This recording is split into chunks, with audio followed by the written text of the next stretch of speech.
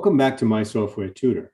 In this quick tip, we're going to show you how to add a current date or time to an Excel spreadsheet.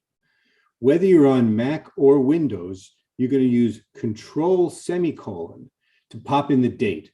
Excel will read the computer to put today's date in. So Control semicolon will give you the date. If you want to put the time in, Windows and Mac are a little different. Mac is your Command semicolon, and Windows is Control Shift semicolon. And either way, it will read the computer for the current time. So that's a real easy shortcut to drop in the current date or time into Excel. Thanks for watching. We look forward to seeing you again soon.